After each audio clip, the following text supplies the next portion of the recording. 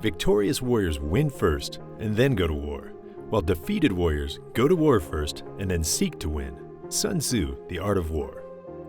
The Warriors may have lost the battle against the Memphis Grizzlies, but the war has really just begun. The 2021 offseason is the next stop for the Golden State Warriors, and what happens during the next 4 months will have an enormous impact on their 2022 NBA championship quest. Despite what the end result of the 2021 season was, despite what the analysts and other haters are saying, the truth is, the Golden State Warriors are 2 or 3 pieces away from becoming a juggernaut in the 2022 season. Speaking of the end result of the 2021 season, while I hate the idea of missing the playoffs, some good did come of it.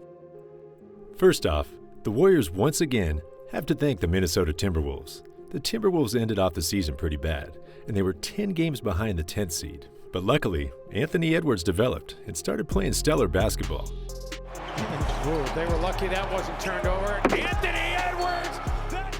And as a direct result of Edwards' improved play, the Timberwolves advanced in the standings, to the point where their top 3 protected pick will likely fall somewhere between 4th and 10th, which means that pick will fall to the Warriors. Second off, because the Warriors missed the playoffs, they too will be one of 14 teams to enter the 2021 lottery. Talk about making lemonade out of lemons. Man. This gives the Warriors 2 first-round lottery picks in a year where the draft class is deep. I mean, analysts have been saying that the 2021 class is going to be one of those all-time great classes, with franchise-changing superstars and high-ceiling prospects all throughout the first round. Man, Bob Myers, Joe Lacob, and the rest of the executive crew must be loving this, because if they play their cards right now, they can redeem themselves from missing the playoffs 2 years in a row. First things first, the Warriors cannot hope to keep the draft picks. As deep as it is, it's rookies that are 18 and 19 years old coming in. And guys, that's just not going to work for a Warriors franchise who only have 2 or 3 years left in Steph Curry's prime championship windows. Instead, the Warriors have got to be looking towards teams that are on the rebuild and looking towards what pieces they can acquire for these first-round picks. The Indiana Pacers are number 1 on my list when it comes to win-win situations, unless they're content with just playoff cameos for the years to come. They have to shred their current formula, which just isn't working, and look towards more of a rebuild than a retool. Domantas Sabonis, TJ Warren, and Miles Turner are 3 players that can each fill a need in the Dubs rotation. I mean, could you imagine TJ Warren, someone capable of a 50-point game, coming off the bench for the Warriors? 111, Miles Turner coming in off the bench in the next dead ball, and 2 yes. more And a foul for TJ Warren. These Pacers are big players, and if the Warriors were to land even one of these guys, then they'll really just become 1 or 2 players away from reaching their goal. And the great news is, these next 1 or 2 players should be a lot easier to acquire as well. First off, I'm looking more toward free agent bigs. I got my eyes on Hassan Whiteside, Chris Kumaji, and Eddie Tavares. These 3 centers are all huge. Hassan Whiteside would be the shortest at 7 foot, and the other 2 are both 7'3". These 3 centers are athletic bigs that can run the floor, get in great position, receive a pass, and then dunk it. Kumaji from Brownridge, and he gets the roll. I mean, they're lob targets on the offensive end, and on the defensive end, they'll make it tough for any teams that decide to go in the paint. Hassan Whiteside led the league in blocks twice, and if he was just motivated the right way, who knows how far he could go. Defensive guard, dribble handoff comes to Zach LaVine into the air, rejected by Whiteside. It was in. Chris Kumaji was the 2020 G League Defensive Player of the Year. Still 8 to shoot. Adams in the lane, rejected. That's the 7th block. And Eddie Tavares was the 2017 G League Defensive Player of the Year, and was also the best defender in the Euro League this year in 2021. Off to Eddie. Trying to get the basket. Watch out for it. Any of these 3 players would just have to play about 20 minutes per game and play hard. Man, easy buckets through putbacks or lobs, rebounding and providing a defensive presence is all that's required. And it happens to be their forte and their bread and butter. Goes in. A pie to Tavares, who floats 10 feet. You can argue that Hassan Whiteside is a huge bust, and that the other 2 guys are just G League level players. But hey, look at how much Andrew Wiggins developed once he was with the right culture. And Golden State, the 5th rated defense in the NBA this year. Oh, and Wiggins with the block of James. Next off, the last piece of the puzzle would be a veteran presence. According to Bob Myers, many veterans actually would have signed with the Warriors this season if Klay didn't get injured.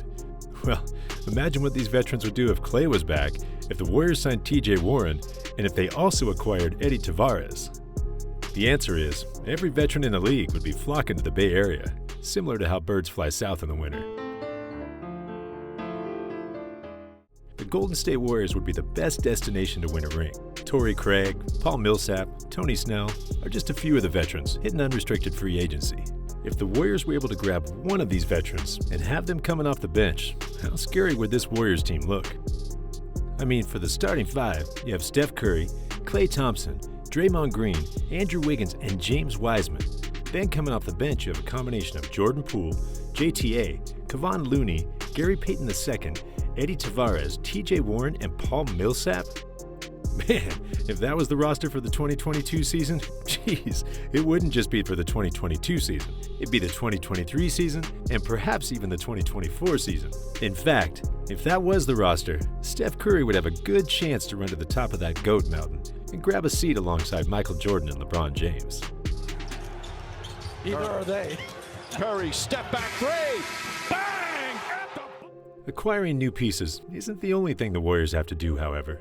Just like how swords have to get sharpened so they're more effective in battle, some weapons on this roster need to be sharpened to increase their impact on the court. Despite all the defensive impact Draymond Green brings and all the assists he racks up, the truth is, the Warriors are at their best when Draymond is aggressive.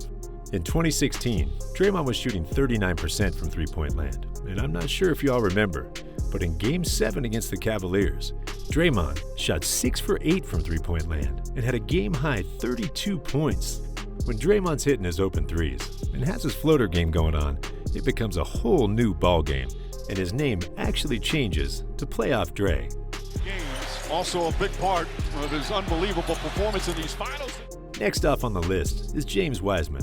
The number 2 overall pick needs to be averaging about 15 points and 10 rebounds per game, and to do so, he needs to get a bit bigger, horizontally.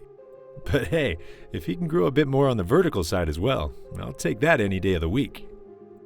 All jokes aside, an extra 10 pounds of muscle over the offseason will be enough so he doesn't get bullied under the rim. And then, with his unique athleticism, he should be the recipient of many easy buckets. If he can do what DeAndre Ayton is doing right now, plus add a few jump shots here and there, and grab rebounds like his life depended on it, man, no one's stopping this Warriors team. Beat the Lakers, lose to the Clippers and Kings, beat the Warriors, so they're 2-2. Oh, Nico to Wiseman. Especially if Jordan Poole takes a masterclass from Steph Curry this offseason. The second-year guard averaged 12 points and 2 assists this season, while shooting 43% from the field, 35% from three-point land, and 88% from the free throw stripe. If Poole can just increase his shooting from the field by about 4 to 5% and learn to dish out an extra 2 or 3 assists per game, he'll be in serious contention for both the Most Improved Player award and the Sixth Man of the Year award. Here's Poole on the wing, off the bounce. Takes out his do-it-yourself kit and... Last off is Gary Payton II. This year, he was signed a little late into the season, so Kerr had difficulty fitting him into the rotation. But I'd love to see how the 2021 G League Defensive Player of the Year can fit in with this Warriors roster. It's actually a shame Kerr didn't insert him to replace Michael Mulder. I think with Payton's defensive acumen and his ability to change defense to offense, he would have helped tremendously and perhaps would have prevented John Morant from getting those 35 points. Defensively, he's such a disruption in every way. Look at this, just a disruptor every way. Well, what's done is done though. Oh well. But hey, just imagine a defensive unit of Gary Payton, Eddie Tavares, Draymond Green, and Andrew Wiggins, followed by the marksmanship of Steph Curry and Klay Thompson.